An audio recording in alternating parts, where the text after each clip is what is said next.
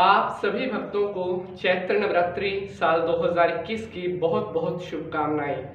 चैत्र नवरात्रि का यह पर्व आप सभी के जीवन में खुशियां लेकर के आए और आप सभी भक्तों के ऊपर सदा माता रानी का आशीर्वाद बना रहे। माता रानी की कृपा से आपके सारे कार्य बनते रहें, यही हमारी माता रानी से मनोकामना है। नमस्कार, सुस्वागतम, आभार, अभिनंदन। मैं पंडित नितिन शास्त्री आज के इस नए एपिसोड में आप सभी भक्तों का बहुत बहुत स्वागत करता हूं। प्रिय दर्शकों, हर एपिसोड में हम कोशिश करते हैं कि आपके लिए उत्तम से उत्तम, महत्वपूर्ण से महत्वपूर्ण जानकारी लेकर के आए। हम आप सभी भक्तों के प्रश्न भी अपने एपिसोड में शामिल करते हैं। हम आपसे पूछते भी हैं कि अगर आपका कोई प्रश्न है तो आप कमेंट बॉक्स के माध्यम से वह पूछ सकते हैं। प्रिय साथियों, आज के इस एपिसोड में मैं आपको बताने वाला हूं कि संतान प्राप्ति के लिए कौन से उपाय करने चाहिए। आज मैं आपको 4 ऐसे उपाय बताऊंगा जिससे संतान सुख की प्राप्ति होती है। हमारे पास बहुत सारे भक्तों के प्रश्न आते हैं कि शास्त्री जी, हमारे घर में संतान उत्पत्ति नहीं हुई है, हमारे पास कोई भी संतान नहीं है, आप कोई ऐसा उपाय बताइए जिसके करने से शीघ्र अतिशीघ्र संतान की उत्पत्ति हो।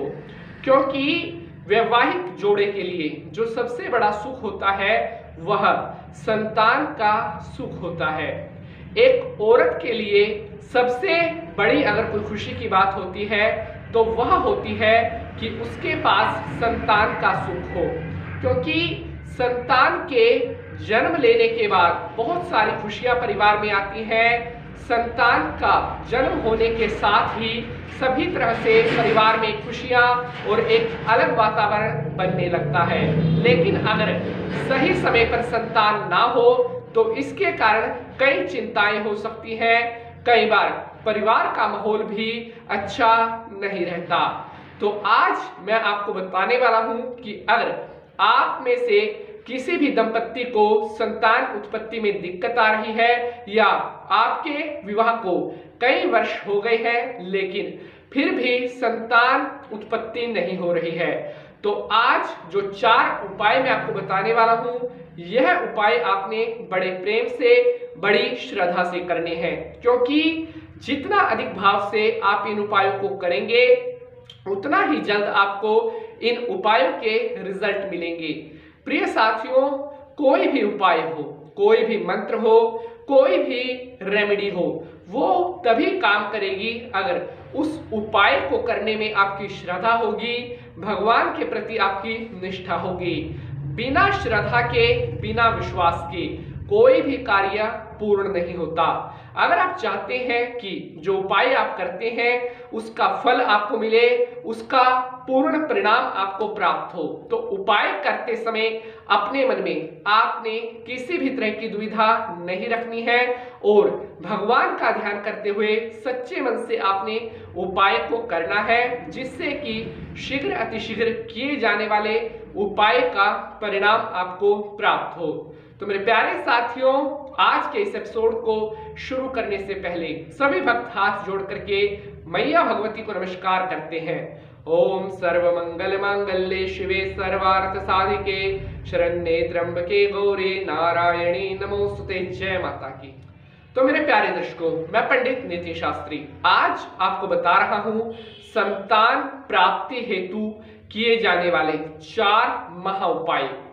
ये उपाय एक से बढ़कर एक अचूक उपाय है और अगर आप सच्चे भाव से इन उपायों को कर लेते हैं तो बहुत जल्द आपके घर में भी एक उत्तम संतान की प्राप्ति आपको होगी।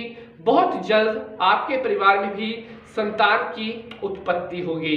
तो सबसे पहले उपाय की अगर हम बात करते हैं तो सिद्ध बाल गोपाल यंत्र धारण जरूर करें। जी हाँ, जिस स्त्री को संतान उत्पत्ति में दिक्कत आ रही है या किसी भी तरह से संतान के पैदा होने में कोई कॉम्प्लिकेशंस आ रही हैं तो उन्हें सिद्ध बाल गोपाल यंत्र जरूर धारण करना चाहिए। क्योंकि बाल गोपाल यंत्र धारण करने से बेहद जल्द उस स्त्री को एक उत्तम संतान की प्राप्ति होती है।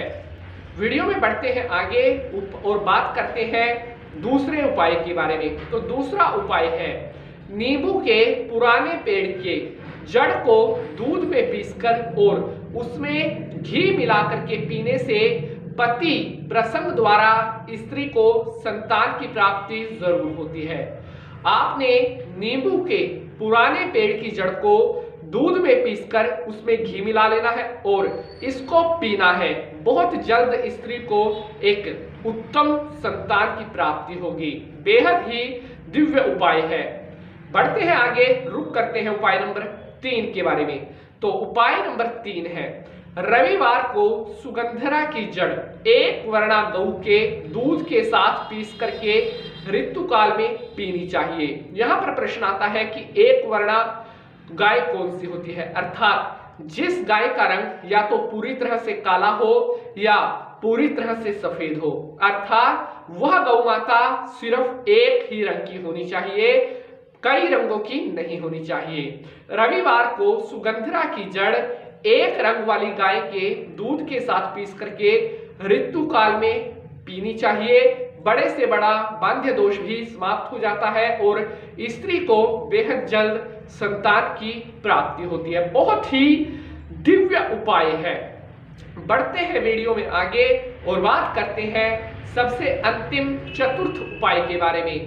तो चतुर्थ उपाय है अगर कोई भी दंपत्ति ऐसे हैं जिन्हें काफी वर्ष हो गए संतान की प्राप्ति नहीं हो रही, जिसके कारण आप बहुत परेशान रहते हैं, कई उपाय आपने कर लिए, कई टोटके आपने कर लिए, लेकिन किसी उपाय के करने से कोई लाभ नहीं प्राप्त हुआ, तो अब जो उपाय मैं आपको बताने वाला हूं, अगर आप इस उपाय को करते हैं तो पूर्ण विश्वास रखिए कि आपका ज्यादा समय नहीं लगेगा और बहुत शीघ्र आपके घर में एक सुंदर संतान का जन्म होगा। आपने हरिवंश पुराण का पाठ नित्य रूप से करना है। जी हाँ, अगर आप चाहते हैं कि आपको संतान सुख की प्राप्ति हो, आपको भी पुत्र रत्न की प्राप्ति हो, तो आपको हरिवंश पुराण का पाठ नित्य रूप से डेली रूटीन से करना प्रारंभ करना है। अगर आप यह कार्य करते हैं तो बहुत जल्द देवी भगवती की कृपा आपको प्राप्त होगी। तो मैं उम्मीद करता हूं आप सभी भक्तों को आज का यह एपिसोड बेहद पसंद आएगा।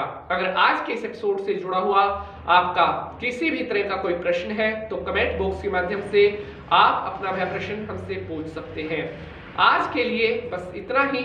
मैं पंडित ऋषि शास्त्री अगले एपिसोड में आपसे मुलाकात करूंगा किसी और नए विषय के साथ। तब तक के लिए जय माता की। ओम नमः शिवाय। ओम नंदनाय नमः।